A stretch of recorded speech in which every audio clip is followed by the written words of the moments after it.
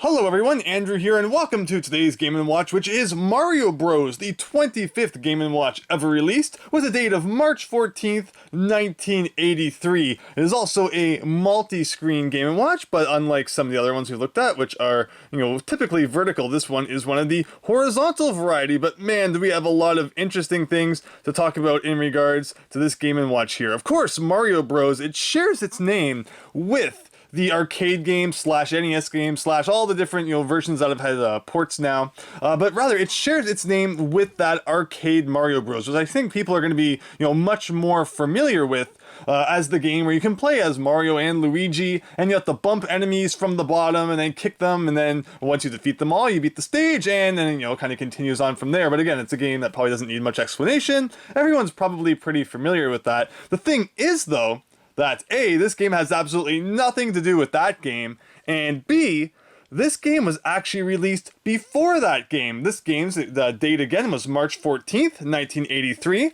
with the arcade game being July 14th, 1983. So 4 months prior to the arcade game was actually the Mario Bros. Game & Watch. And what's even more interesting is that this is in fact the first ever true appearance of Luigi.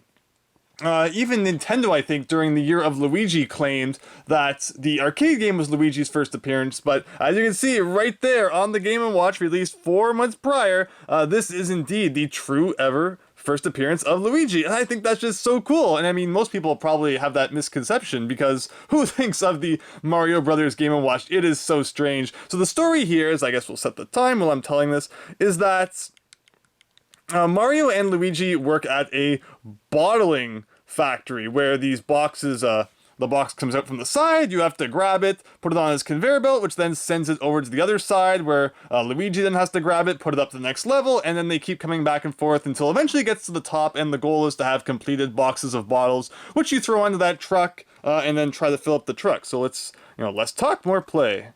So it's very simple controls, basically just up and down on both sides. And what's really cool is that you can actually kind of play with a friend.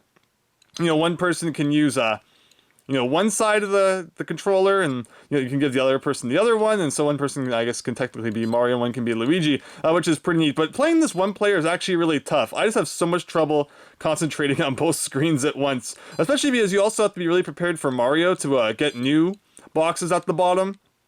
Because they kind of just really sneak up on you. There's not really much of an indication when they're coming, I don't think. But as you can see, so we're kind of getting all that there. Now Mario can go back down to the bottom and wait for new ones, and Luigi will get the completed ones at the top and throw them onto the truck. And yeah, so it's a simple game, but man, can it get fast and convoluted at times. So this was featured as playable in Game & Watch Gallery 3 and 4, where it had both modern and classic versions. I love the modern versions. Like, here it's so weird. They're at a bottling plant. Like, who came up with that story? It's so strange. They kind of look like spikes sticking up out of the boxes, but no, I guess they're supposed to be bottles. In the modern versions featured in Game & Watch Gallery, I think they're making cakes instead, and each time it goes back and forth, like some extra strawberries and stuff get added. It's really cool. It's a really fun game to play on Game & Watch Gallery. And see, you gotta be ready for that one at the bottom to come out there. Get that going. And no, gotta be ready for that one, and gotta be ready for that one down there. Yeah, it's just... Again, much like Rain Shower and other Game & Watches that we've discussed, if you've never in your life tried oh, shoot. See, I'm trying to look at Mario. If you've never experienced a multi-screen Game & Watch before, it's something you have to do, because it just gets so complicated. I can imagine it'd probably be really simple, though, if you had two people, so if only, if one person was playing as Mario and one as Luigi, you wouldn't really have to look around at the different screens. It'd be a lot simpler. But yeah, Mario and Luigi sure have had a lot of jobs over the years. Of course, right here they work at this bottling plant. There's also a Game & Watch called Mario's Cement Factory, so Mario was just, a man of all jobs back then. Oh, I pressed up, darn it! As I looked over at Mario and then let that one fall. But I mean, and yeah, because of course, like plumber, doctor, golfer, boxing referee. No, I was trying to get down there.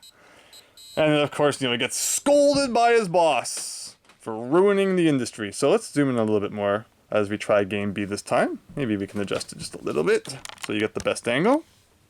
Alright, and let's try Game B, which will naturally be faster and more crazy.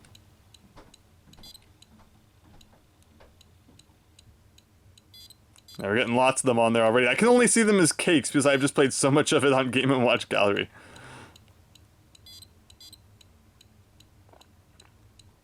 And yeah, now you can tell all your friends that this was the true first appearance of Luigi.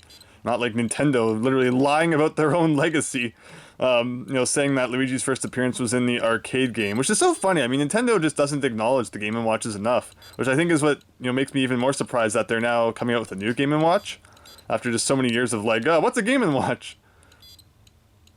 Which isn't really true. There were still, like, the collections on the DS and stuff, but I don't think that the DS has gotten, or rather, the Game & Watches have gotten nearly as much love as they deserve lately. Alright, so you've got a system going now, though, but you always have to have your eye on that bottom right, because, wait, no, what am I doing? No, okay, kind of got out of whack there. Again, because the movement's not too fluid, it can kind of play tricks with your eyes, like, what direction is things moving and stuff like that. But yeah, it's very good. So always got to keep an eye on that bottom right, though. One's just going to suddenly appear down there. Oh, wow, okay. So somehow mode B is, like, easier so far. And once you fill up the truck, I believe you get, like, a point bonus. So let's see that happen. Oh, no, but the truck's not full yet. You can actually stack a few on top. That's totally safe. Let's have a few extra boxes dangling off the top of the truck as you're driving it. Oh, darn it. See?